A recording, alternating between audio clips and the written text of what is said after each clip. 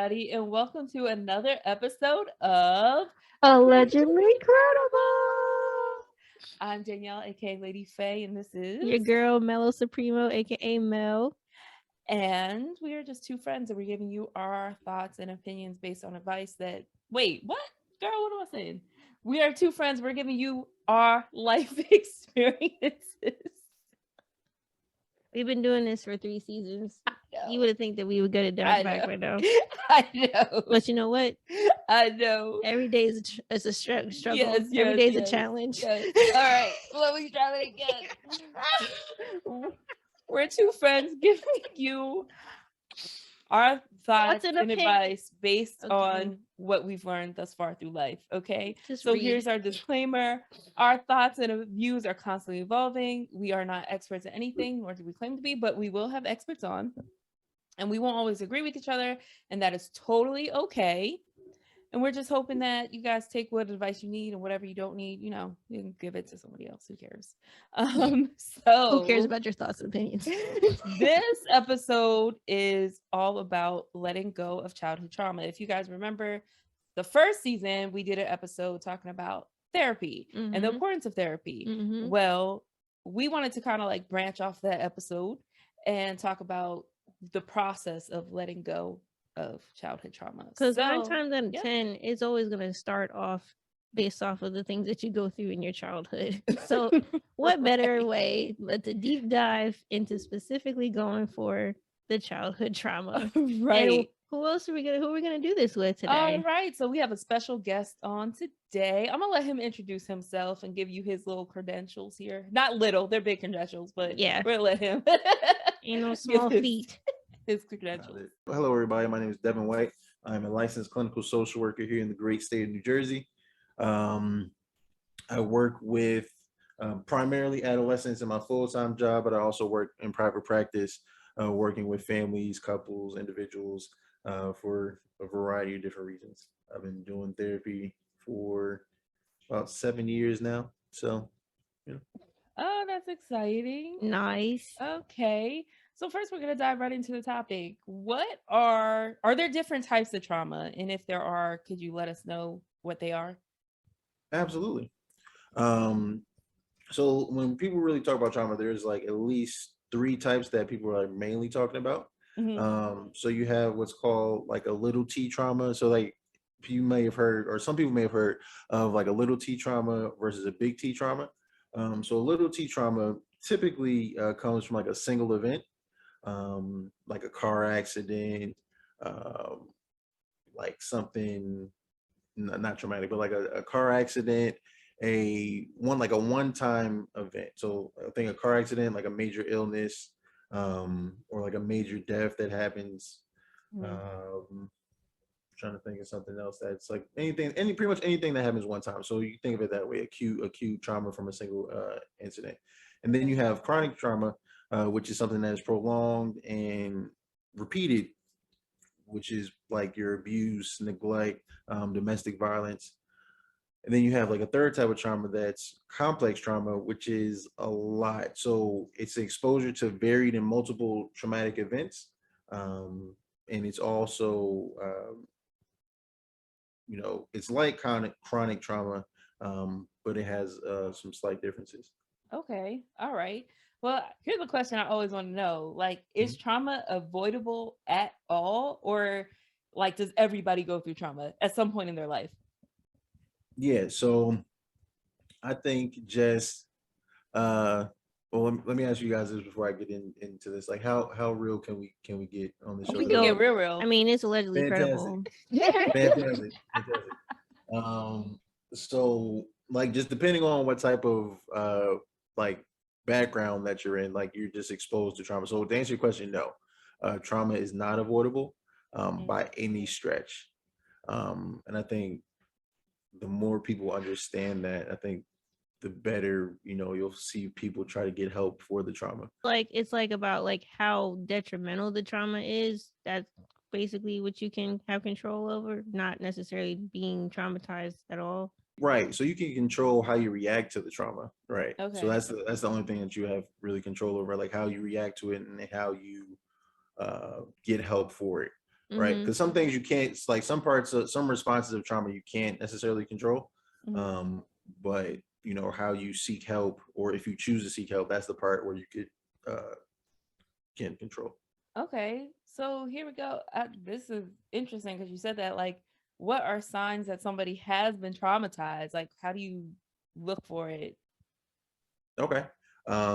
So there's a lot, but the big thing that comes up is like the idea of like feelings of fear, helplessness, just like uncertainty, avoidance of anything that reminds you of trauma. So if you get into a car accident, like never getting into a car type of thing, like freaking out when you see a car pass by type of thing, Mm-hmm. um, Mm. irritability, being quick to anger, feelings of guilt and shame, depending on, you know, so let's say you were in the car accident and you hit someone, right? Just, you Right. know, feeling guilty and having shame for that. Um, the being hypersensitive and just being on alert at all the time, just like you're in threat of danger. Mm-hmm. Um, and then you have another side of it is just being like unusually reckless, right? So people who've been traumatized, some people uh just kind of like, you know what, this happened to me, so it's like I don't care, I'm just gonna go, you know, go all out and go crazy. Another one is dissociation, so like the idea of feelings outside of reality or being outside of your body. uh, Mm. Okay. All right. I think I relate to the last one. So, so how do you relate to Dissociation. that? I Mhm. think that I think I disassociate myself. Wow, Chase. I think I disassociate myself from reality because I be thinking that things are going one way, or like I have an idea, like my perspective is going one way, and then other people is like that's not even what happened. And a lot of times that I was just talking to someone today that I'll have conversations in my head without what's going on, or thinking that someone's gonna react in a certain way, and that's might not even be the Oh, case. you talked to me about that yesterday. Well, okay, Yeah. well, Yeah. I've been sharing my truth with a lot of people over the years. But yeah, like I think that I most relate with the disassociative. I think for me, I don't know what I relate to. I think I just Because it's out of maybe I shut fear. down. I think I do shut down, Hmm. or I don't know if I shut down or just pretend it didn't happen. I'm not exactly sure. I think it just depends on the circumstance, or I relive it over and over again. Like it's just like a recycled loop in my mind. Actually, I think that's the most common thing. Like I Yeah. think I replay something over and over again, and it's like I can't seem to forget that it happened. Hmm. So that's like the I think that's more of how I I'll try handle to it. like I'll be the one to try to delete it from my life as if it never happened, but I still have the effects of it happening to me. Right, Mm-mm. right. All right. So so what tends to happen to people who have unresolved trauma? Like how does that affect them into Their day everyday life. life or even adulthood? Like if it happened as a kid, how does that seem to like play out for them in the future? So I think it really just depends on the type of trauma, right? Mm-hmm. So like if we're talking about like childhood trauma, right? So let's say uh, you weren't like necessarily you were neglected as a child, like Mm-hmm. whatever that may be. Like just your needs were neglected, right? So not so, and this can range. So that's one of the things about trauma. So it doesn't have to be like the worst case scenario that people think like, oh, you were like locked in a room and like didn't get food and that type of thing. Like no, Mm-hmm. like that's traumatic, yes, Yeah. but like trauma is a lot more nuanced than that.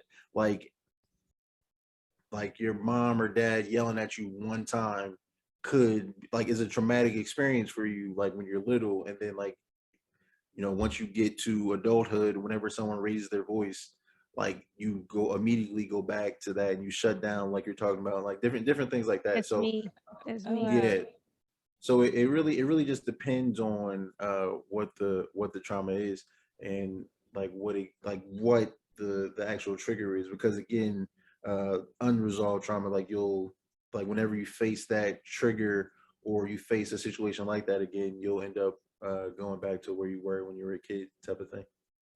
That's interesting to me because I feel like a lot of times like when you're going through it, like something might happen. Like you said, it could be like a small thing, like something like, I don't know, you got yelled at because you didn't wash your hands properly as a kid or something like that. And then it's like, as an adult, that really affects you. And what happens, like, if you're with a person and they don't get why you do that, but they're just like, that's what you're upset about? That's not a big deal. Just do it. Like, it's not Like, that how do you serious. get Like, how around do you it? get, like, yeah, like, how do you get around it? Or what do you say to people when it comes to helping somebody with their trauma or that? Like, because I feel like that's kind of dismissive. Like, oh, that's not a big deal. Like, that's what you're upset about. So it's just like, I don't know. How do you help somebody through that?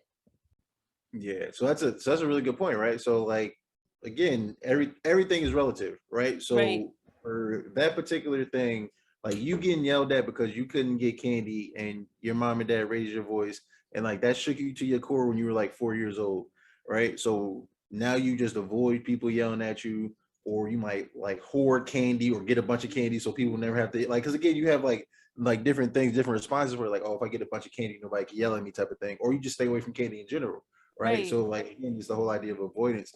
Um, so it's so to answer your question, it's just being understanding of, you know, what might be little to you isn't necessarily little to someone else. Right. Because like going to like the hand washing thing, so we can go with that. So you got yelled at for not washing your hands, you might have got popped, like something happened that you just didn't like and it stuck with you. And now as an adult, you like wash your hands all the time, like excessively type of thing, right? And people like, why are you washing your hands so much? That's weird. And like, oh, when I was little, I got yelled at for washing my hands. I'm like, why would you like what? That's not a big deal. But it's like, but to you it is, and it's like then you feel like some guilt and shame because like, oh, maybe this is weird versus Yeah. right, like, oh, maybe this is weird, and then like that whole thing cycles, right? So just whether it's a friend, whether it's like a partner, whatever the case may be, um, you just want to be understanding of like, hey, this might be weird to me, but like this is a big deal for you, and I'll be here for you to help you get with that or help you get Okay. through that. That's the best way I feel like to do that from someone who's helping someone work through their trauma or be supportive as they work through their trauma. Okay. So you shouldn't just shut them down like that's stupid. Get over yourself. That's basically what you're saying. No, no, yeah, no, that is frowned upon. That Because is there's gravely people out frowned there upon. that do that. They're like, Oh yeah, oh most well, definitely. especially in our community, like black people just like trauma. Our life is trauma. Deal with it. Right, right, right. And that's a trauma response, right? Like everybody just like it just, and that was what I was going to lead with, right? Like just being black in America is a traumatic experience, for one reason or another, right? It can be It because if can you're be, if yeah. you're in if you're in a, because like I don't want to make a generalization. So it for overall for most black folks in America, it could be a traumatic experience. Not every black folk, not every black person in America feels that way, and that's fine. Right.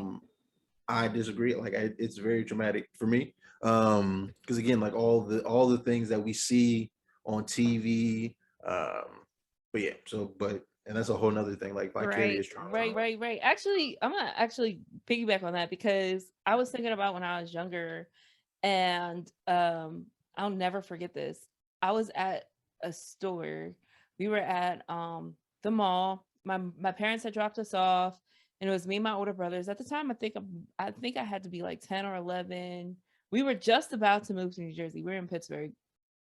And I know my parents weren't far, but me and my friend, we were in uh we were at this store at the mall. I can't remember what store it was, but I just remember these girls, they were Caucasian and they were running around through the store, like yelling all this other stuff.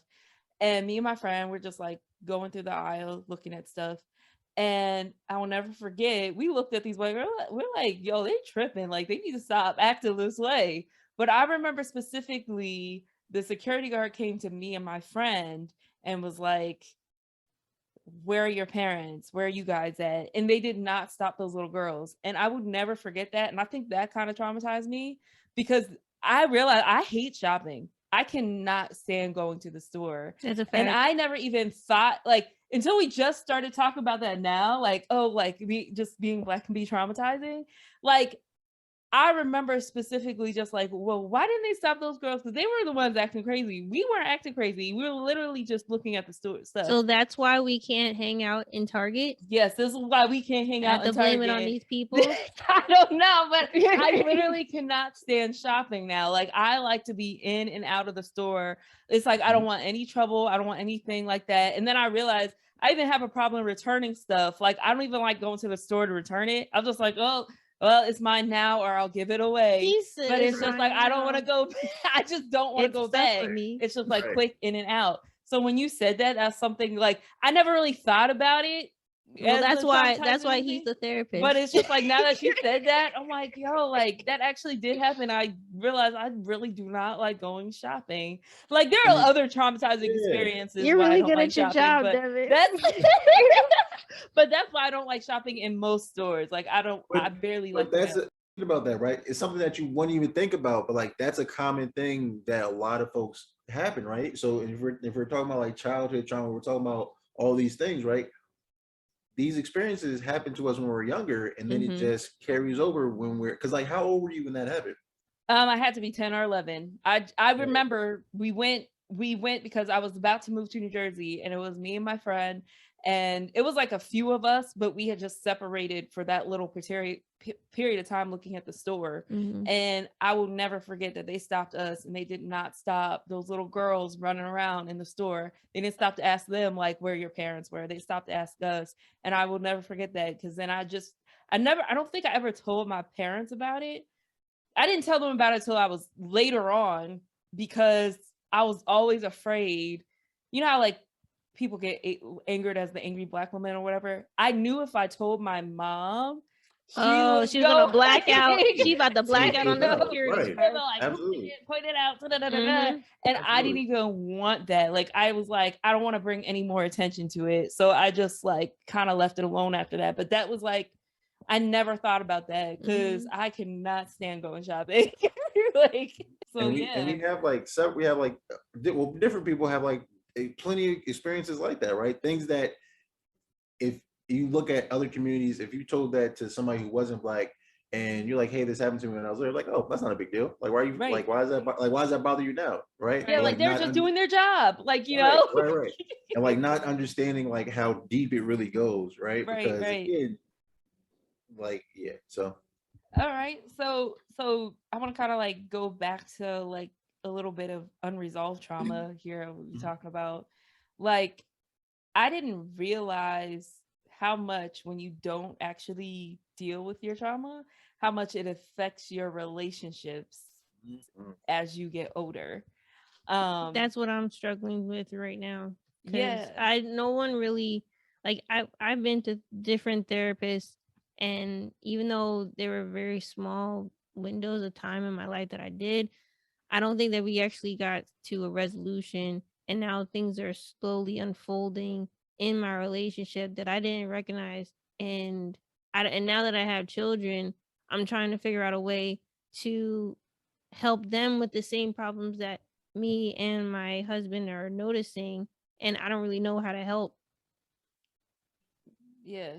And I'm like, that's an interesting, like, a parent-child relationship, because it's like you don't want to keep repeating the cycle, but it's like you don't know how to handle it because your parents handled it with you one way, and now you're seeing that same thing in your child, and you're kind of you don't want to handle you're handling like them, but then it's just like, yo, am I traumatizing my child?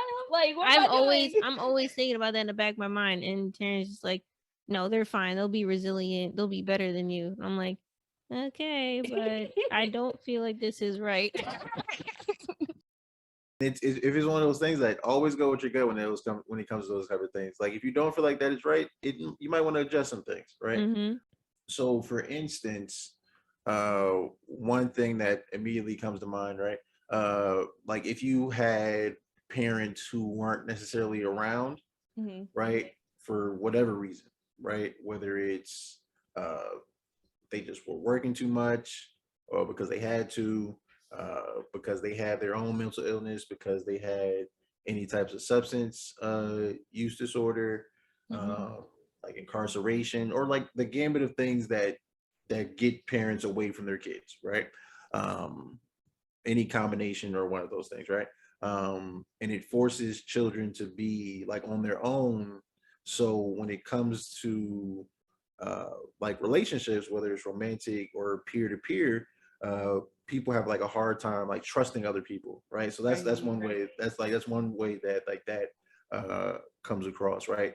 And so like you have someone who was like, hey, I'm trying to help you, I'm trying to work with you, like whether again peer or romantically, and that person who's been traumatized is like, nah, I'm good, like I don't want to get too close to you because I can't really depend on people, right? And it's not something that is, so some people will be able to actually say that and actually verbalize that, but it might be a subconscious thing for most people. It's like, nah, I'm good, like nah, you good, right? And like Right. we build these walls up because we were hurt when we were younger, and we learned at an early age that this is what we have to do to survive. So like going to like the resilient piece, we learn to be resilient in the face of these kind of traumas. Mhm. Yeah. That's interesting too, because I was thinking about, like, as you were saying that, I was thinking about myself as a child. And I feel like I kind of had to, I'm not saying that my parents weren't there, but they were there, but they did work a lot and they always had other people they had to deal with or take care of. Like, my dad's a Before. preacher, like, so he would always have to go to like events or the sick and shut in, and my mom always had stuff going on with her family. And I feel like with us, at least the three of me and my siblings, we were very much so left to our own devices a lot. And I realized that that is part of the reason I'm so independent. Like, and it's But a it good works. thing in Yeah. some way. It's a Right. good thing in some ways. Mm-hmm. But I also know I never wanted to bother my parents sometimes or burden them. Or then sometimes I think because they were so stressed out, when I did try to ask for help, like, they just couldn't do it at the Mm-hmm. time. And I don't use it against them or whatever. But I do realize now as an adult, that's one thing I can't do. I struggle with asking for help. And I think part of that is because I'm like, well, even if I ask, I'm not going to get it. Right. Right. Like, and it's like, Mhm. even if Trusting people. yeah. And then I also realize that sometimes I don't trust, I always thought like, oh, I don't trust other people. But then I had to really sit back. I'm like, I don't think I trust myself. And the reason why I say that is because I realized that I have a lot of people. Well, when I was younger, I would have a decision. I would make a decision clear and cut. And then as soon as I did that decision, I had so many people tell me how wrong it was, Mm-hmm. or how I shouldn't have done that, or how this, that, and the other goes. And then so now, like, when I make a decision, You second guess I yourself. second guess it Yeah. every time, and That's it's just very hard, that's just like me. yeah, for Like, me to make a decision. I have to wait. Now I'm like, well, I gotta think about this. What if how's that gonna affect this person? How's it gonna affect this person? How does it affect this? And it's just like, but then it makes you go slower. Like, you don't end yeah, up doing what you were trying to do in the first place because right. you're overthinking it. Yeah, now I'm overthinking it. And now I'm Mm-hmm. like, oh man, now I'm stuck. And I think that's something that we don't really think about either. Like, instead of people ask me, well, why did you decide? And I realized I try to do that. I try to ask people, well, what made you think this was a good idea? But Just then so that I could comes try off to dismissive understand. though. That Really? comes off dismissive. Like, what, like, depending on how you say it, Uh-huh. like thinking, oh, well, what made you think that that was a good idea? Versus like, where were you coming from with that? Like, what were your thoughts on that? Yeah, Yeah, yeah. especially like for me, like tone is everything, which it shouldn't be. Like, I should just pay attention to the message, but because of my traumas, I don't let the message come through because I'm so distraught, and that's more of therapy that I need to deal with. My insecurities are showing up louder than any type of, I guess, you know healing that I can even do. And like, I suffer from abandonment issues. Your girl got daddy issues. And like, the list can go on and on and on. I don't feel comfortable putting my complete self out there because I don't think that anybody's going to be out there to catch me. So I was like, you know what? let me just do this on my own. And that it in itself is destructive, because people that want to make real close connections with me, they're not getting their cup filled because I'm not pouring into them, because I'm so worried about my half full, half empty. It's my cup. It's my Yep. It's so bad. Yeah. But I don't know how to handle it. So I think talking about it, right? So like, using this space, using this platform, right, to just, get it out. Like, however, like every time you meet, just like talking about different things, right? Because that's one of the biggest ways, just talking about it and then working through it. Because like as you talk about it, you start to kind of like piece things together. It's like, all right, like I know this is, because again, once you name it, you can tame it, right? Once you're like, all right, I know that this is an issue. Um, like I know this is how this is an issue. Like let me start to figure out like what I can do about it. So even if you don't know what to do about it, knowing that it's an issue is always the first step, right? So I want to jump back to a few things that you guys said, right? So like a lot of parents will be there physically, but they're not there emotionally, right? And that's where a lot of like the traumatic neglect may come from, right? Because you have people who are working, you see them all the time, like they provide you all your basic needs, right? So you have like Maslow's hierarchy of needs, right? So you get that bottom triangle done. So it's like food, shelter, clothes, The bare housing. minimum. Bare minimum, right? The bare like legal minimum that before DIFUS or DCP&P comes, and Right. like that bare minimum, right? And then people were like, "Oh, I was there for you. I provided for you." Like, yeah, you provided, but you didn't provide what the child needed at the time, right? Right. Because like you were saying, um, like you needed help making decisions. You needed help doing these certain things, and your parents just weren't. They just didn't have the capacity to do that, right? And it's a learned, like both of you said, like learning to be independent, and being independent can, to a certain degree, be destructive, because you don't let people in, and it's also not sustainable, right? Right. Because human beings are meant to connect. Like human beings are meant to do things together, Right. right? There's no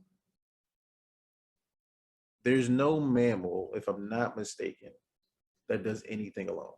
If I'm not mistaken, I could be wrong. We're So not somebody can go biologist specialists. right. So This isn't somebody, so National somebody, Geographic. yeah. I don't want somebody watching it like, help. Nope, you're wrong. Actually, Devin gets canceled. It's PETA coming after Devin. right. And Peter comes at my door. Like, actually, there's a bunch of species that are perfectly fine on their own. Um, but to my knowledge, I don't think there's any mammal, right, that does anything alone, right? Right. Because Right. it's not really sustainable. Like people do it, but Yeah. it's not in the best situation, right? Like you It's have the because whole you idea. have to. It's because you have to. Like you have Like like kind of like a survival mode. Yeah. right. Yep. And now we're Yep. stuck on having to be on the defensive. Yeah. Mhm, Yeah. mhm. And that's a trauma response, right? Always being alert, always being on the defensive, always not being able to be relaxed, right? Because that's the thing that so that's the She thing don't that a know how lot to of people relax. She doesn't that's even so dream. Psych. yeah. I That's the dream. thing that a lot of people struggle with, right? Like experiencing trauma is like just not knowing how to relax and what that looks like, because they always feel like they have to do something, or their anxiety is telling them like, hey, something's gonna go wrong. So you gotta be doing something. Or Right. your anxiety telling you you're a piece of shit. Do something with your life. Right. And Yeah. talk about the whole relax thing, like literally they get on me all the time. I don't know how to relax. And it's just like my brain just does not. I feel like if I'm not doing anything, I'm just lazy. And I don't know where that thought process came from, but it's just like Childhood even trauma. just laying down and watching TV, after a certain point, I'm like, oh my God, I spent 2 hours doing this. Like this morning, like before everything, I like was laying down and I was like, oh, let me watch like a few episodes of this show. Started watching it, and then I was like, yo, I've been doing this for 2 hours. I need to get up. And I got up and I cleaned the whole kitchen. And then I got up and then I started doing other She stuff. did a And then I was phenomenal like, job, though. She did a phenomenal job with that kitchen. thank you. I mean, it was stuff I needed to do anyway, but it was just more like, okay, my brain is like, okay, you can't relax, you can't do this. Like, you have to do X, Y, and Z first. You got to do this, you got to do that. And it's just But kind you of know like, what though? That could be back to you, like the validation. Like we both seek validation in different ways, and you don't feel like you're useful until you're doing some type of act of service, whether it's for you or for like the people that you surround yourself with. yeah, I guess so. Give me a Yeah. PhD, y'all. I just cracked the code. That's But hilarious. I really do struggle with relaxation. Like, I don't know. And the other thing is, this might sound crazy because I know how to be by myself. I've been by my, like, I literally do so much by myself, and I've been doing things by myself. But I think it's weird that I don't know how to relax unless other people are around. Like, Look, like I so don't you're know. saying if, for example, if I'm relaxed, then and I'm chilling, then you give yourself a chance to Just to chill. chill. Yes. Yes. Okay. And that's why you don't like people that relax too much, Right. because then Then you'll I'm like, I relax don't, too much. yeah, and then I'll relax too much and I'm like, I'm not doing anything. I But see. if I have like a certain level of people like that relax with me, then I'm like, oh, all right, this feels nice. Okay. This feels This nice. feels Right. this feels nice. But And that goes, if yeah. yeah, And that goes right to the whole idea of like being connected, right? Being right. connected to people. Because like you find your tribe, you find your people, and you can like relax, you can chill. And Mm-hmm. it's like okay to do so. Yeah. Right. I just be like, yo, I feel like I don't know. I know I need a lot of help. I need a lot of work because that's one thing that I struggle with.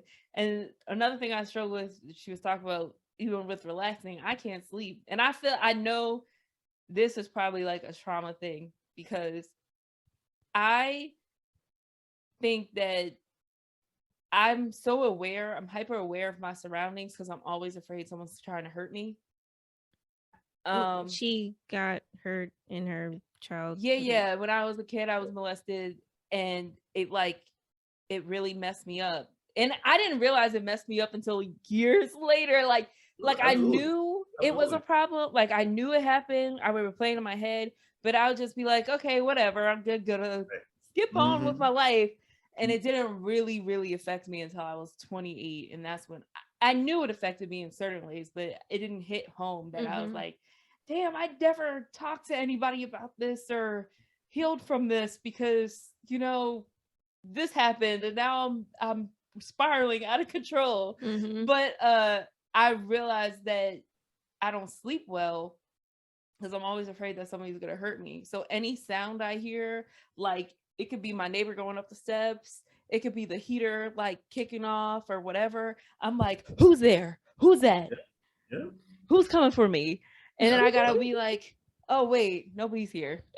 Like, let But me and relax. so and it, so we've been in semi similar traumatic environments, and I just thought that it was so interesting on how we deal with our traumas differently. You're so hypersensitive and I'm so hyposensitive. Like I want to make every chance I get that I can relax, I try to take that to intense and intensify it. Like if I have a chance to sleep in, I'm going to sleep. Like I'm like I think that my trauma is about escape because I always felt like I'm in a bubble and I'm constantly being watched. Like, granted, you had your brothers when you were alone with when your parents were out. I was by myself. Like, I remember coming home fourth, third, fourth grade, being in the house by myself, just crying because like there was nobody in the house but my cats, and Oh, I was like, I want my parents, but they were working. Like my dad was working in New York at the time, and my mom was 2 hours away. And he's like, go make yourself some food. I'm like, I just want a hug. Yeah. Yeah.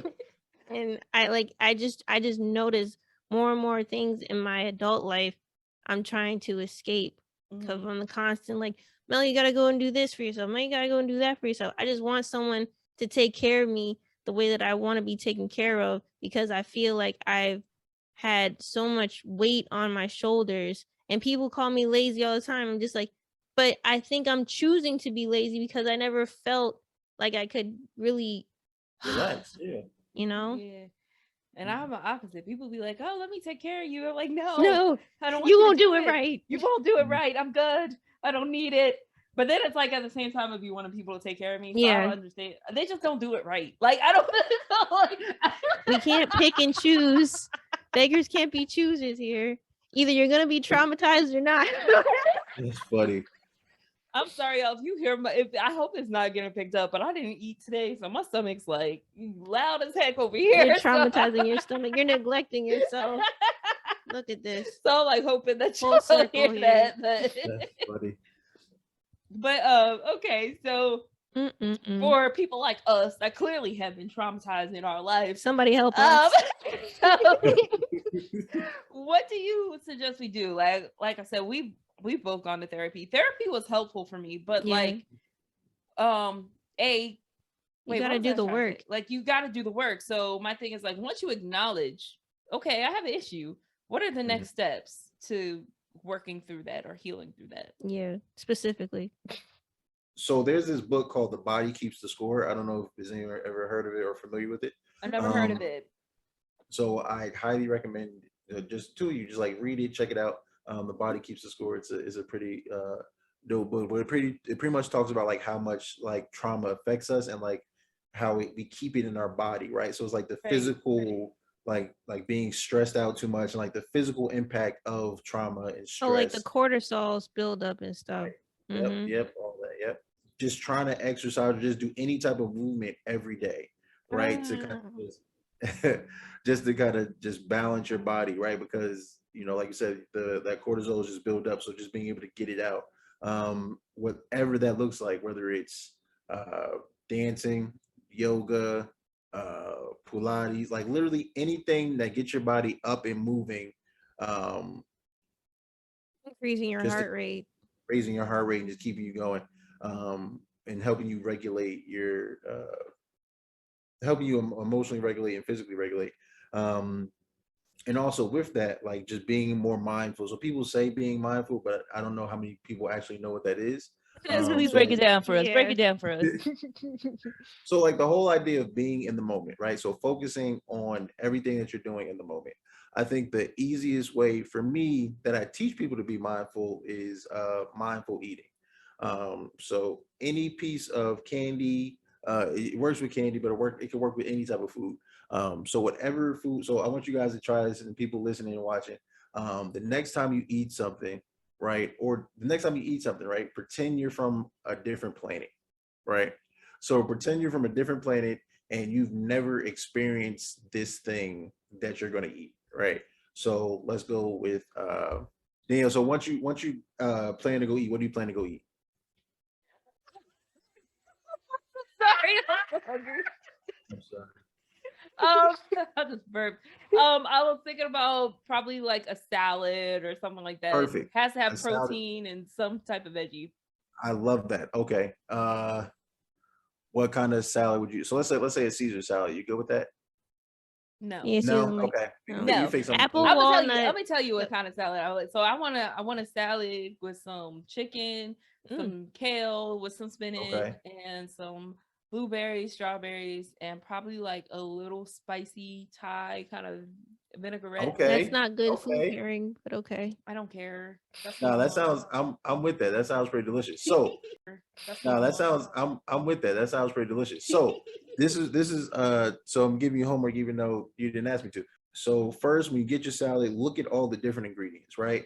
Look at how the chicken looks different from the kale, how the kale looks different from the spinach, how blue the raspberry. I mean, how blue the blueberries are. Did you say walnuts, or did I make that up? I said walnuts. Okay, yeah. So like if there's walnuts in there, like how brown and like the texture of the walnuts, and just looking at it, right? So then you're gonna go from that point, you're gonna look at it, and then you're gonna bring it closer and then like smell it, right? See if you can smell the difference between the kale, smell the difference of the chicken, um, smell the difference of the blueberry and how it's like slightly different than any other fruit that's in there, right? Then you're gonna, take a scoop of it, try to get as many different things on the same fork, or then you're gonna put it in your mouth, just give it a chew, right? You're not gonna swallow yet, just give it like a quick chew, right? And then just start to feel the different textures, right? So okay, this is what kale is, this is what spinach is, this is what the chicken is, and how each thing feels and then like as you're even before you do that, like how heavy the salad is, right? Mm. Um, and then go into like the different tastes of it. So the whole idea of mindful eating is just engaging all of your five senses, Mm-hmm. um, and really being in the moment with that salad, right? So it's a twofold thing. One, it'll help you eat slower, because a lot of people just like scarf down food, which isn't necessarily good for your digestive system. So it'll help you with Facts. that. But it also will give you like that little bit of reprieve. Like if you're someone who is anxious and your mind's going a million miles a minute, or someone who's more depressive, right? So, but it'll still give you like that moment to just like focus on, like whether it's 15 minutes, 20 minutes, just like focus on what's going on in the moment. Um, and it's a practice that you can do going on, like, and you can translate it to different things.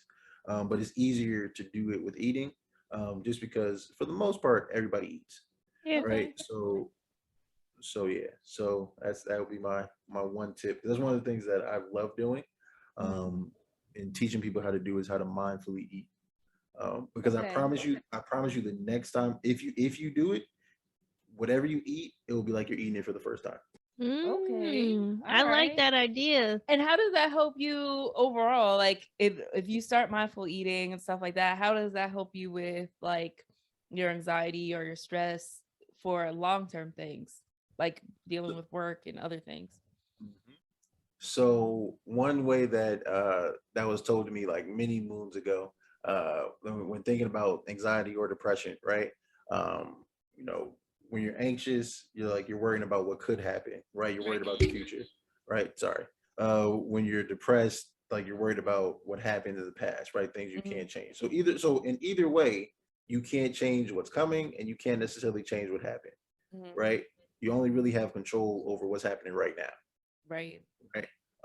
So by practicing that and starting to incorporate that into your daily activities, that should be able to get you what's the word? Again, more practice of just being in the moment and focusing on what's happening in the moment, if that Okay. makes sense. Okay. Yeah. I Hmm. got you. I feel you. Okay. That makes Because a lot. So, all right, I got another question for you. So, please. if you are a person that deals with trauma or major traumas or whatever, and you have a partner, you're seeing somebody, how do you go about approaching um, letting them know what that trauma is? Let's say if it's a major trauma, how do you go approaching talking to that person about it? Like, do you just Yeah, put it all out in the because beginning, or do you let it sprinkle yes, here, I've sprinkle I've there? done two different things. Mhm. Uh, one time I just like put it. Usually I just put it all out there. I'm like, this is what I'm dealing Here's with. my trauma gift Here's you basket. Here go. you go. But then I was just like, yo, that might be too much too soon for some Right. people. And then I'm like, what happened? And or there are Like, I other don't know times where why I'm you ran like, away. yeah, I'm like, I'm not going to talk about it, whatever. But then they do some. That's why I usually put it right out there, because then they do something, and then I realize, yo, that affected me way more than I expected Expected it it to. to. Yeah. And then they're like, well, what happened? You're freaking me out because Right. you're doing Right. Oh, this. by the And I'm just way, like, here's my trauma. oh, well, here's my trauma. And it's just like, oh, so Oh. it's just like, I don't know the best way to approach that. Right. Because there's no necessarily right time to do it. Mhm. Right. You kind of just have to like figure out that sweet spot. Uh-huh. Um, a suggestion could be, uh, and again, this is just based on the few things that we've said so far, and like just different things that I've seen, right? Is don't necessarily come out the first day like, hey, this happened, right? Like you Right. don't necessarily want to do that, right? But as you start to build and as you start to get comfortable with somebody, um, maybe before you necessarily like get intimate or something like that, you can say, hey, like this is an issue that I've so this is what happened. These are the things that I struggle with. Uh, you know, how do you feel about that? Right. And if you do it in a way that it's not right, not all out on the table, like from the gate, but it's not after a triggering event, like somewhere in the middle, trying to find a sweet spot. and just having that conversation, because ideally you would know like, hey, this is going in this direction. Right. So I want to kind of like jump ahead of this before, because again, you said you've seen like how that affected you and the other person, right? So it's like, let me just jump ahead of this uh, before this thing happens, right? So it's Right. like the sweet spot that's like somewhere in the middle. And I Okay. and I feel like, and it's tough. You kind of just have to gauge it out to figure like, okay, I'm comfortable enough with this person, and I trust this person enough that I'm comfortable enough to be vulnerable to tell With them this. them. Yeah, Right. to And tell them this. comfortable with yourself to be okay with whatever the consequences might be. Right. And I had to learn this too. This is like something I'm still working on, but I had to learn not everybody deserves to learn about your traumas, if that makes sense. Absolutely, So it's just absolutely. kind of like you might be like, oh, I'm just gonna tell this person off the gate, but that person didn't really even earn your trust enough to just say it. And then it's Mm, just like, oh wow, like then you're like, oh, what happened? But it's just like they didn't do anything to earn it. So it goes both ways. Like it's just like let you gotta learn how they are, because then that's how you're gonna figure out how they're gonna respond, I guess you could say. Like you can't assume how somebody might respond, Right. but it's just more like, okay, I think I can trust this person with this. um mhm. yeah, because I'm thinking about stuff that I probably should have handled differently. I'm not gonna dwell on it too much, but I'm just kind of like, oh, I probably should have handled that differently now that Right. I'm looking back on it. But yeah, so that's good advice. I have a question. Yeah, So back I might have. to shut up. Corny. So like back to the childhood trauma aspect of it. What do you do if you find out that your childhood trauma could be related to how your parents treated you when you were younger? How do you go and approach that? Like, what is it essential to go to the source to figure out how to heal from it, or should you just solely rely on yourself and your personal healing, Right. regardless of what the cause might have came from? That's a fantastic question. All these Thank questions you have been very much. fantastic. Thank you. I appreciate all these. Um, I would recommend not necessarily. So again, it also depends, because a lot of stuff is really subjective and it really depends. Mm, But I would recommend not necessarily um, going to the source at first. If you get to the point where you feel like you're comfortable and you feel like it'll be helpful, then absolutely, Mhm. right? Because a lot of parents, like to deflect. well, so yeah, so it's a again, just from working with parents for so long, a lot of parents don't really understand what they did was traumatic, or what they did was necessarily uh, ineffective for the children. I won't say wrong, but it was ineffective for their child, right? And a lot of parents have a hard time grasping of that, because again, parents are people too, Yeah, right? they Right. did the So best that they could. they did the best that they could with what they had, because what their parents gave them, right? Hmm. Mhm. And that's something that personally I had to work through for myself, and it took me a long time to get to that. So it's like when you talk about that issues, like same, right? Mm. So it took me a long time to understand, like, oh wait, like my dad was an asshole because his dad was an asshole to him. Like, oh, okay, it makes sense. Doesn't make it right, but it makes sense, right? All in this Right. together. Right, all right. Like it all makes sense. Um, but yeah, so like you definitely want to start with your reaction to whatever the issue is first, and how you work through that and how you feel about it, right? Right. Because you can't change what happened, but you can always change how you feel about it and how you uh, can respond to it over time, right? So like the idea of anxiety whenever certain things happen, like that'll take a long time to work through, but it is possible to Get through it. to Right. get yeah, to work through it. And you know Hmm. it's interesting because I think about it in terms of like the parent child relationship, and I feel like it's interesting because I've heard a lot of parents say, because I worked in childcare for a long time, or Yeah, she did. it's just like, or even like people in general, like, well, they were young, they're not going to remember that. Right. Or they're young, they're not going to remember They that. remember Like, everything. X, Y, and Z. And Hmm. I even had people ask me when, uh, like partners I've had when I was talking to them about like my abuse when I was younger, even say, well, how old were you when this happened? I'm like, yeah, I was like 3. they're like, how do you even remember that? Like, how do you remember that stuff? Because it's And I'm traumatic. just like, I Right. just do. Like I just do. And it's just kind of weird because I don't think people realize how much of an effect that certain things have on people. Like, just because it happened when they were a kid doesn't mean it doesn't like keep carrying out with that. Yeah. And instead of people trying to be more understanding, or like even when you approach a parent about, you know, hey, this,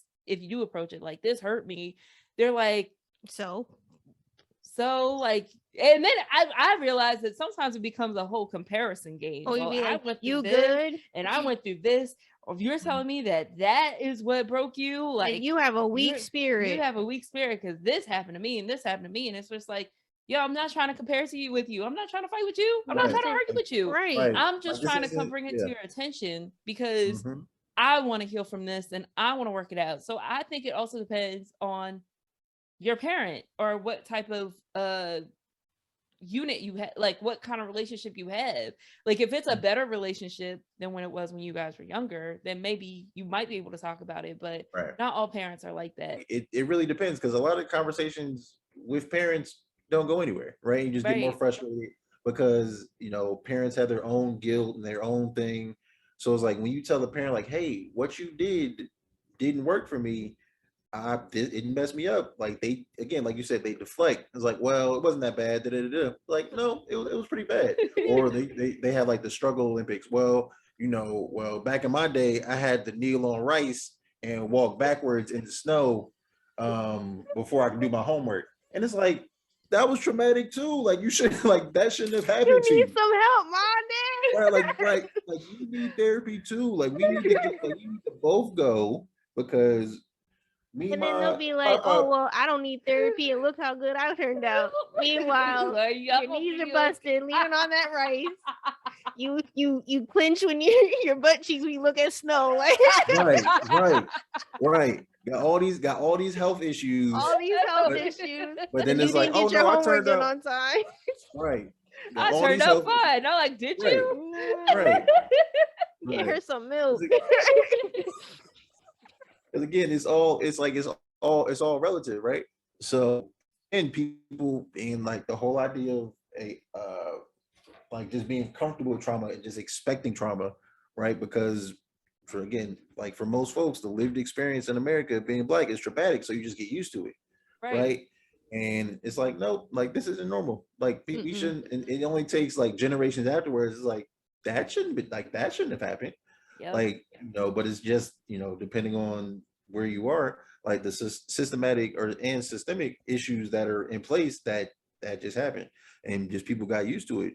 But it takes people to be removed from it, to be like, that's not cool, like that shouldn't happen. Right. And it just like carries on. So going on to like breaking that cycle, you first, I don't know if you guys have ever heard the term like inner child. Inner child, yes. Yeah. So, that's one way to help you like self-soothe whenever these things come up, right? So like those issues of abandonment or any issues that you had in the past, like what did you need when you were 3? What did you need when you were 4? When those things happen, like what did you need uh from your parents? Well, like what did you need from adults in that situation, right? Mm-hmm. Now you have to give that to yourself, and then refill your own cup to a certain extent, so you can give back to your children or to just people in general, right? And recognizing like, okay, this didn't work for me, so I'm going to avoid all of that when it comes to my kids, right? um and not necessarily um forcing kids to be, and I don't want you to take this any way, like not necessarily like forcing kids to be resilient, because you shouldn't have to learn how to be resilient at 5 or at 4, Okay. right? Like that's like that just like it happens, right? So like a kid falls down, you teach them to get back up, right? But you shouldn't have to think like, oh, if I fall down, nobody's gonna come get me, so I need to brush myself off, right? Right, right. That's a different thing versus being there like, okay, it's okay, like you fell, it's all right, get up, versus get Right. up, you be all right, right? Because again, it's a different type of thing, it's a different tone that's associated with it, Mhm. right? Versus like one's like, okay, like when I fall down, when I get hurt, there are people here to support me, Yeah, and then that just encouragement is a big an thing. encouragement, right? And Mhm. that becomes your learned experience versus if you fall down Get your ass and people, back up. right, right. And it's like, damn, like I just scraped my knee. Guess I gotta find my own band-aids, like that type of thing, right? So, Like my arm is broken and right, but I'm gonna keep walking with it anyway. right. Like I'm gonna get some duct tape and a string, and I'm gonna be fine. Yeah, Yeah, that'll be it. Yeah, I'll be I'm good. good. I don't need no help. Even though my Right, arm is completely broken, I won't be able to use it right, properly for the rest of my life because Yep, I didn't right, seek I'm proper good. medical You see how attention. good I am? I You don't see need how no good I right, am? speaking therapy. I need a doctor. Which right. kind of goes to my next. This is actually my last question. So, for people who are like, "Yo, I'm not trying to go to therapy. I'm not trying to talk this out. Like, I'm perfectly fine." Um, is there other ways for them to resolve their trauma since they don't want to talk to anybody? Like, is there ways that they can do it themselves without having to seek that help? Accountability is a powerful thing. I'm gonna say no. No. I'm gonna say hard stop no. Just because honestly, if people could get out of their way, they would, right? Like those same things that keep repeating. People like, oh, I can't keep a partner. Well, let's figure that out, right? Because at a Right. certain point, like it's you, right? Yep. So it's Mm-hmm. not because so again, there are things that we can't control. Like people are Right. jerks, people are assholes. Like that's a thing. But But after you a keep certain picking point, that asshole. That's right? you. That's Like, you. Right. You gotta figure that out. And I don't want this to come across as like victim blaming or anything like uh-huh. that because that's a different thing. Okay. Um, but to a certain extent, you have to look at in the mirror and be like, all right, these things keep happening. Mm-hmm. What about what I'm doing puts me in these situations? Yep. What puts Right. me in this position? Mm-hmm. Right. What puts me in this position? Right. And you can't necessarily do that without an outside a professional. Is it possible to actually let go of trauma? Like to actually be like, okay, I'm Yeah, done with that's the it? question. Or do you just learn how to cope with it? Or, you get what I'm saying? Like, do you just learn how to live with it? If that I makes think sense. it's more so learning how to live with it in a way Okay. that you're able to function, right? So Mm-hmm. getting to the point where it no longer impacts you the way it used to, Okay. because it's one of those things that'll never go away, and you might not think about it as much, but like you'll still think about it at times, Mm-hmm. but the response to that thought will be different, um, versus if you don't treat it, if you don't go seek help for it, right? Okay. So Okay. yeah, so you learn how to like you'll get different tools to react to. Ideally, you'll get different tools to react to the different things that come up as your trauma responses. This will be Mm. my last question. Well, is coddling even healthy? How do you get to a point that you know that you feel like you're? Oh, is there such thing as over comforting? Oh, like you're over soothing Yeah, yourself. over. Yeah, self soothing. That's a yeah. Yeah. Yeah. Is there like a such thing as overly soothing or overly comforting yourself? Yeah. So when you what's the word? When you get to the point where you don't feel anything anymore. Like, so that's why, a lot of times when folks have traumatic experiences, they turn to substances, right? Because it goes like to that escapism, and they use that to soothe themselves because like it's a quick fix in the moment. Um, but I think that's at any time where it becomes detrimental to your functioning, that's when it would be too much. And how do you get yourself? How do you reel yourself back in after you got caught down the rabbit hole of self soothing? Because again, self-soothing in general isn't bad at all.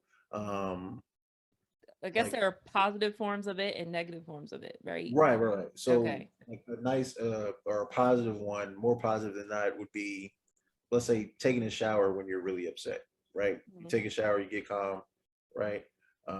It could be detrimental if you're in the shower for like 5 hours and then your water bill goes up crazy, right? So like, Right. Mm-hmm. having those boundaries for anything, right? Because with trauma, boundaries are broken, right? Boundaries are crossed, right? So being able to establish new boundaries that are healthy boundaries uh, across the board will help with that. If that, I totally get that. That makes Yeah. sense. That I'm makes gonna have to perfect talk sense. with you later, Dev, because yeah, I have issues with creating boundaries because I either have them too big or they're too small. Yeah, yeah, we both gotta talk to you about that Yeah. because we have yeah. If y'all want boundary to, issues.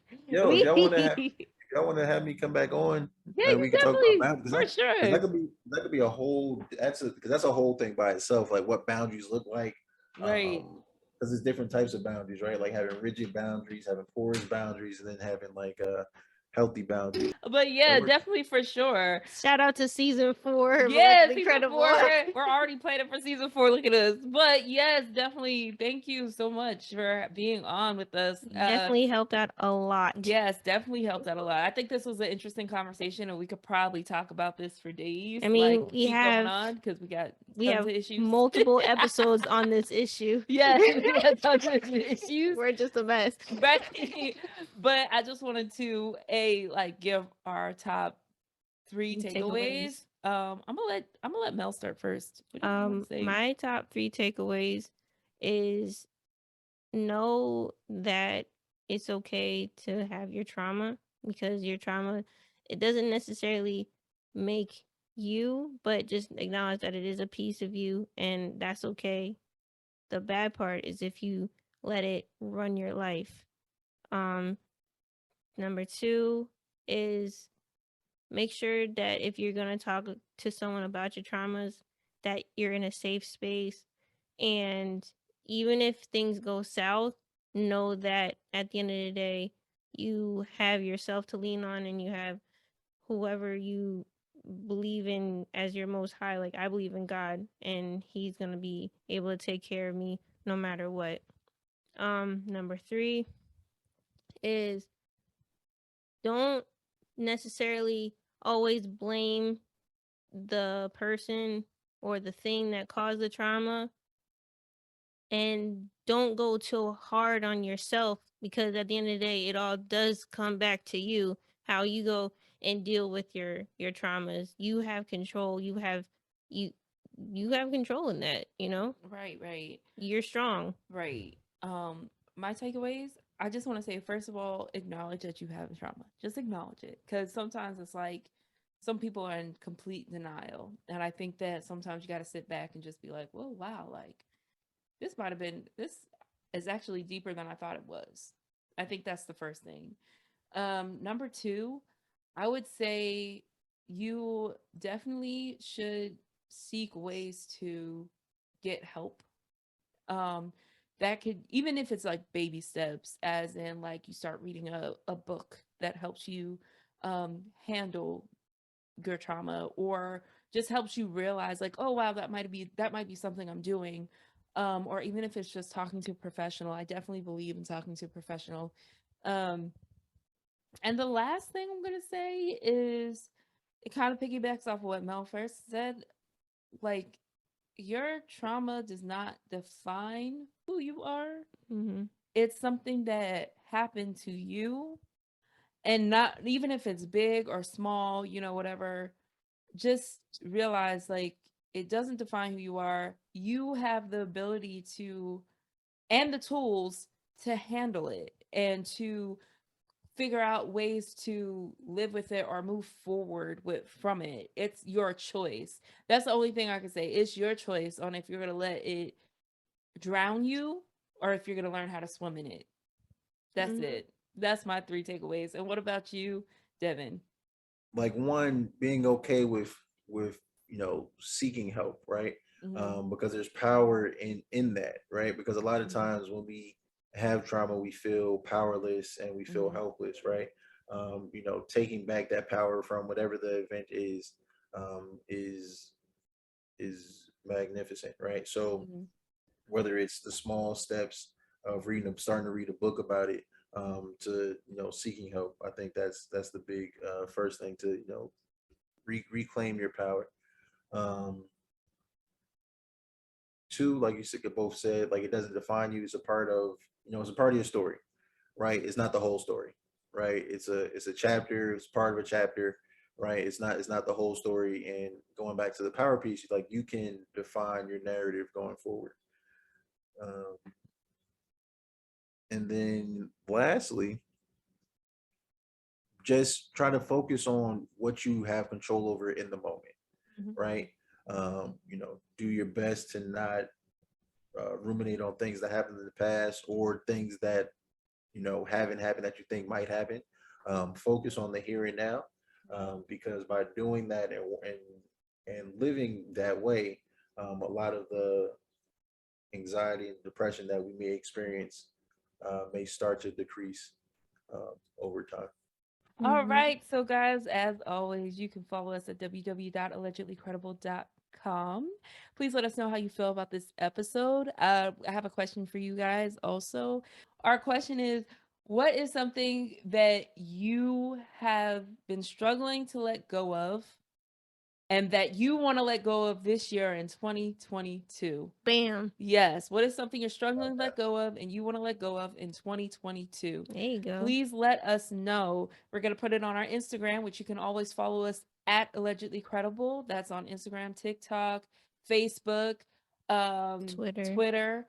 You can also find us on any streaming platform. That's Spotify, Apple, Google, Google, Anchor. Anchor. There's so many different ways you can find us. And Watch us on also, YouTube. yeah, you can watch us on YouTube. And Definitely make sure Spotify. you subscribe. Like, share, and subscribe. Yes, Tell your friends. and Go to definitely therapy. you Yeah. can find we're gonna put resources about this episode on our website. Like I said, that's www.allegedlycredible.com. You can also find me, your girl Lady Faye. You can find me at Creative Lady Faye. That's where I put my music and my art. I'm gonna have a lot more stuff coming to you guys really soon. And also you can follow my fitness journey at Lady Faye 212. Um, that's where I put my workouts and different things that I'm doing. So yeah, definitely check that out. You can follow me on Instagram under mellow_supremo. And Dev, where can I find you? Yes, tell us. So you can find me a few places on Instagram and Twitter, mostly at Dev the Counselor with a K. So